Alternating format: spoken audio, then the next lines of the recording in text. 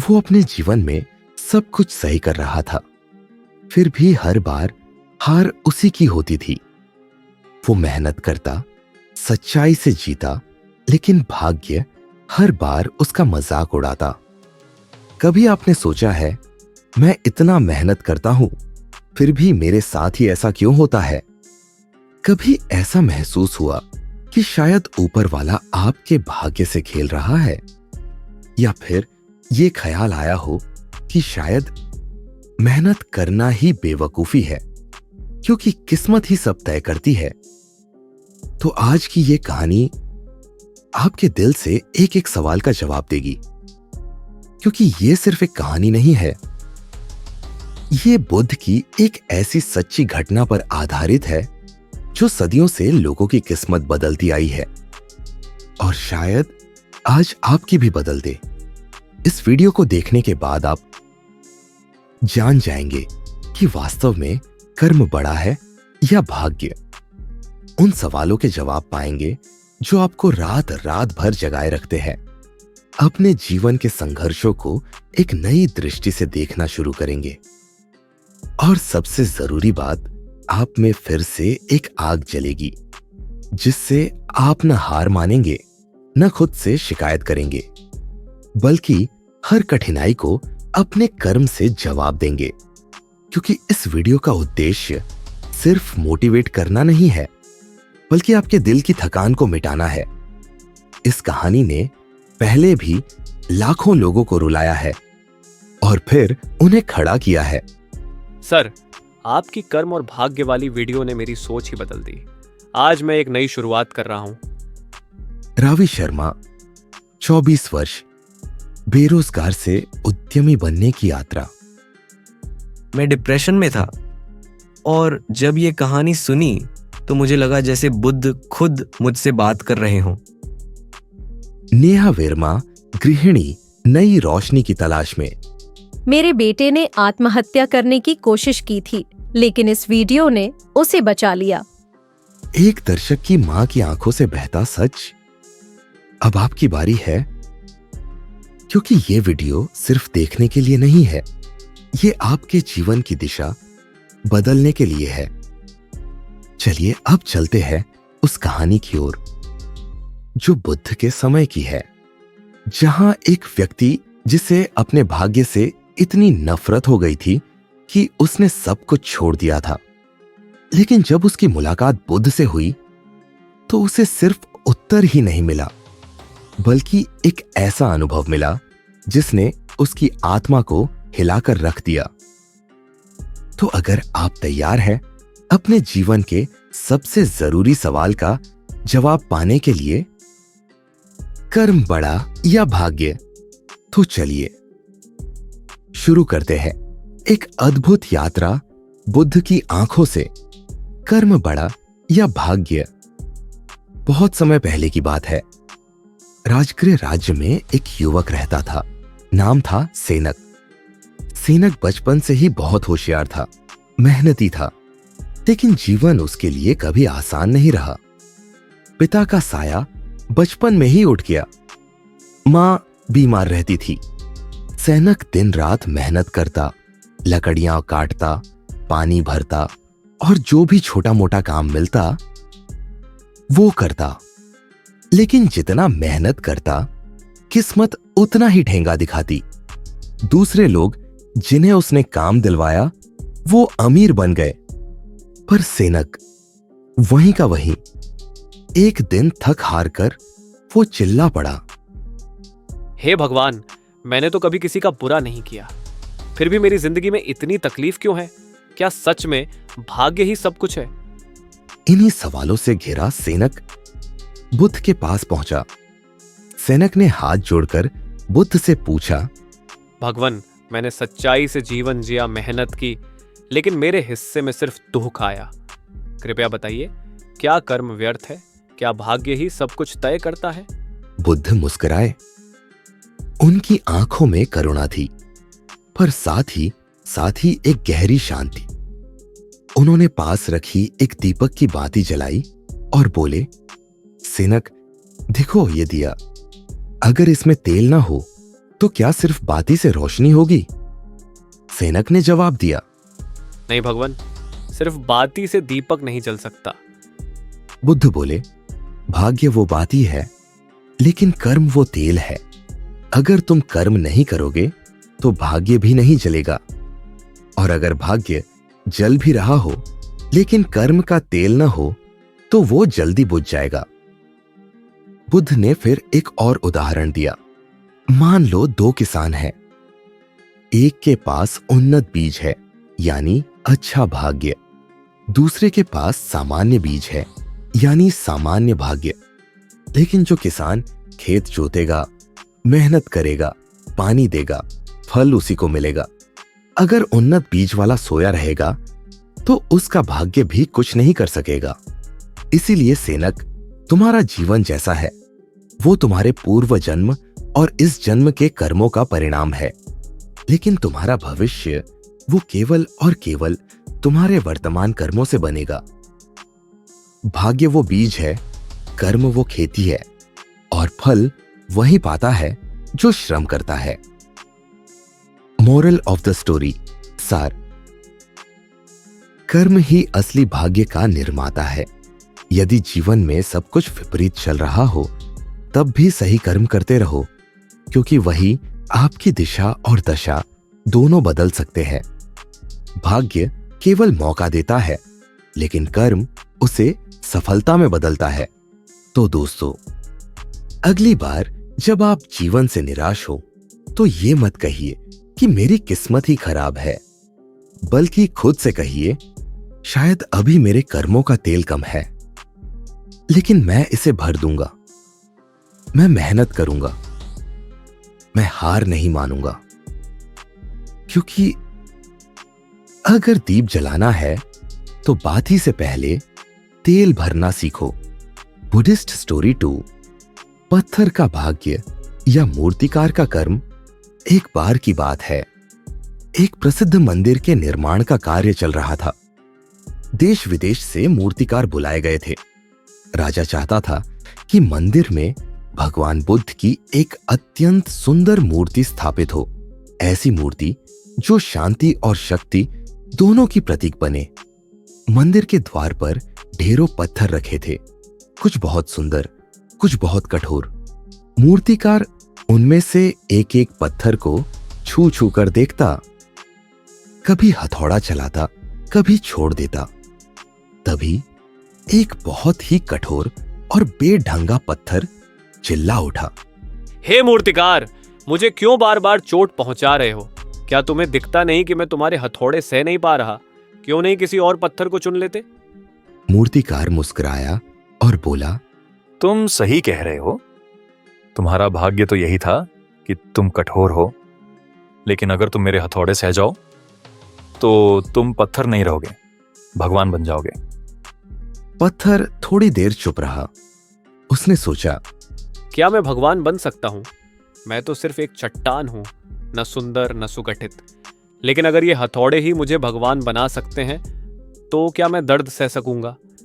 फिर उसने कहा, ठीक है मूर्तिकार, मुझे गढ़ दो।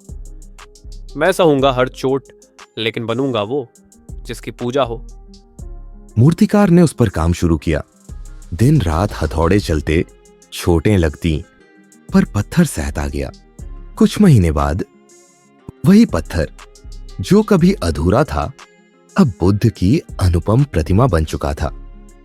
मंदिर के मुख्य द्वार पर 2 अन्य पत्थरों से सीढ़ियां बनाई गई थी। वो पत्थर जिन्होंने मूर्तिकार की चोटें सहने से इनकार कर दिया था। अब हर दिन लोग उन पत्थरों पर पैर रखकर मंदिर में प्रवेश करते और सामने उस पत्थर को सिर झुकाकर प्रणाम करते जो कभी सबसे ज्यादा दर्द में था। मोरल ऑफ द स्टोरी, सार। दर्द से डरकर हम कभी ऊंचाई तक नहीं पहुंच सकते। जो कष्ट को सह लेता है वही भाग्य को बदल देता है। भाग्य आपको कठोर बनाकर भेजता है, लेकिन कर्म ही आपको पूजनीय बनाता है।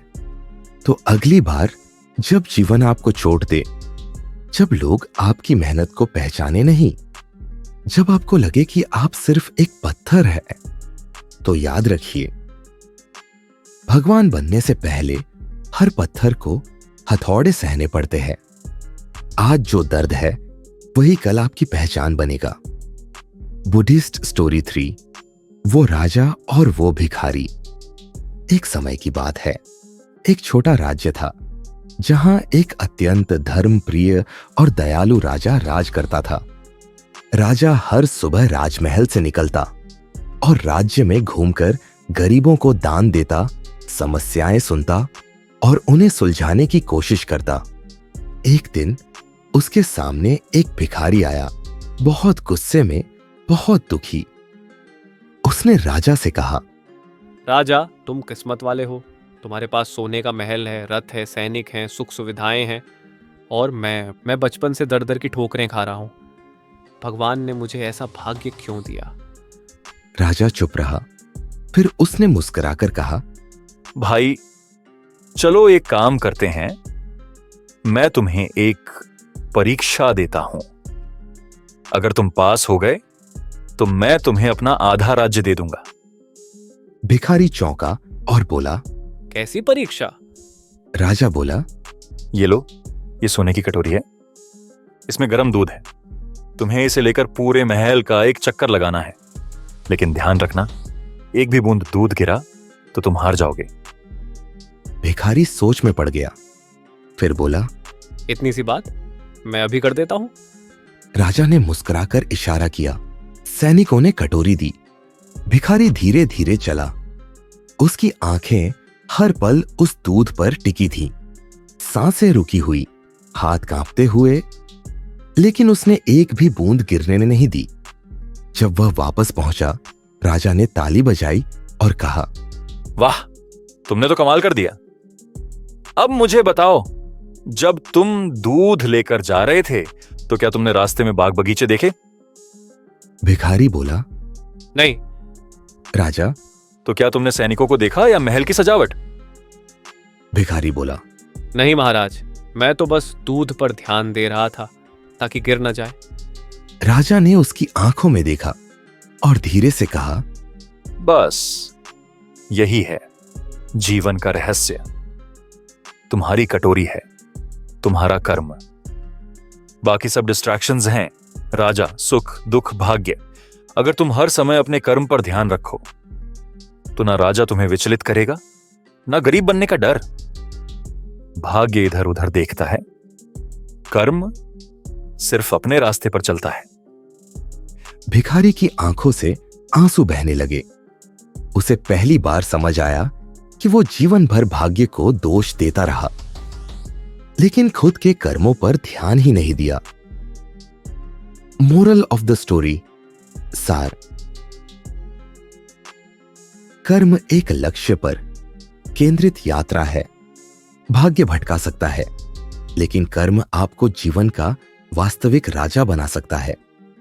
जिन्हें हम सौभाग्यशाली मानते हैं, हो सकता है उन्होंने अपनी कटोरी गिरने न देने के लिए सालों संघर्ष किया हो।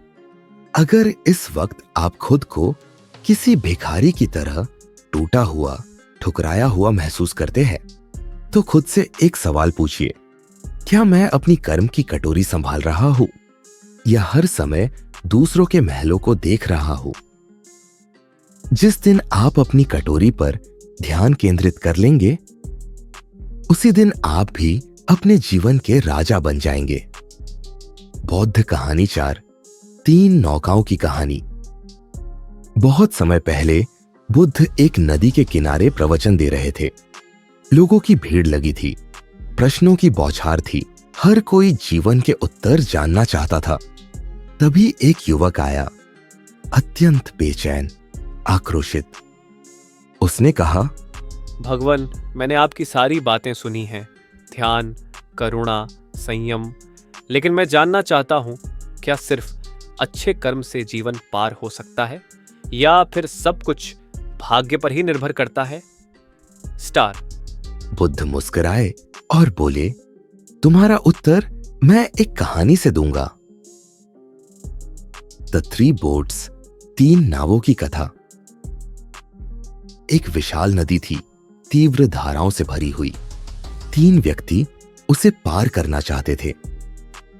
पहला व्यक्ति भाग्यवादी। उसने नदी किनारे एक लकड़ी की नाव देखी, पर उसे छुआ तक नहीं।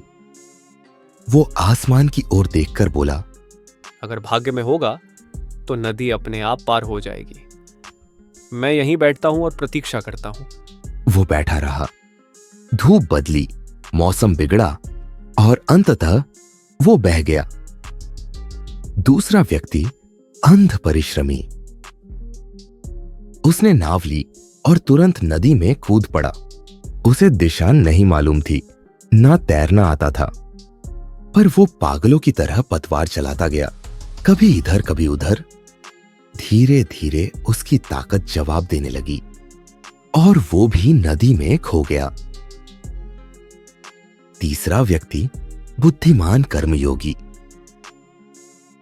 उसने पहले नाव की स्थिति देखी, फिर हवा की दिशा समझी, धारा के बहाव को जाना, पतवार का संतुलन सीखा और फिर पूर्ण एकाग्रता और धैर्य से वो नदी में उतरा। उसका लक्ष्य स्पष्ट था। उसका ध्यान सिर्फ अपनी दिशा और कर्म पर था। कुछ समय बाद वो सफलतापूर्वक पार पहुंच गया। बुद्ध ने युवक की ओर देखा और कहा, वो पहला व्यक्ति सिर्फ भाग्य में विश्वास करता था, पर सिर्फ प्रतीक्षा से कुछ नहीं होता। दूसरा कर्म तो करता था, पर अंधा होकर। ना योजना थी, ना धैर्य। तीसरा वही बुद्धिमत्ता से कर्म करता रहा। उसने भाग्य को स्वीकारा, पर कर्म को चुना, और वही नदी पार कर पाया। मोरल ऑफ द स्टोरी, सार। भाग्य केवल नाव है, लेकिन पतवार चलाना आपका कर्म है। बिना दिशा के कर्म भी आपको डुबो सकता है, और केवल भाग्य पर बैठना आपको किनारे से कभी नहीं उठा सकता। जो अपने कर्म और विवेक से नाव चलाता है, वही जीवन की भयंकर धाराओं को पार कर पाता है।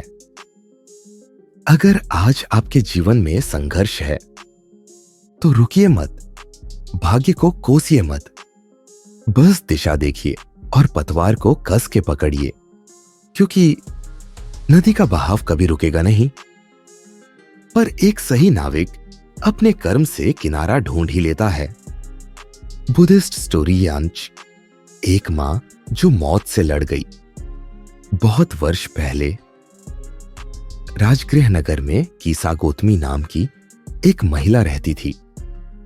गरीब थी, समाज उसे तुच्छ समझता था, लेकिन उसकी गोद में था एक छोटा सा बच्चा जो उसकी पूरी दुनिया था। उसने कंगाल जीवन भी हंसते हुए जिया, बस इसलिए कि वो बच्चा मुस्कुराता था। लेकिन एक दिन वो मुस्कान बुझ गई। बच्चा अचानक बीमार पड़ा और दुनिया उजड़ गई। कीसा गौतमी का बच्चा उसकी गोद में दम तोड़ गया, पर वो मां मानने को तैयार नहीं थी। वो पागल सी हो गई। बच्चे को गोद में लेकर गली गली भागती, लोगों से कहती, कोई मुझे ऐसी दवा दे दो जो मेरे बेटे को फिर से जीवित कर दे। लोग हंसते थे, कुछ सहानुभूति से देखते, कुछ तिरस्कार से।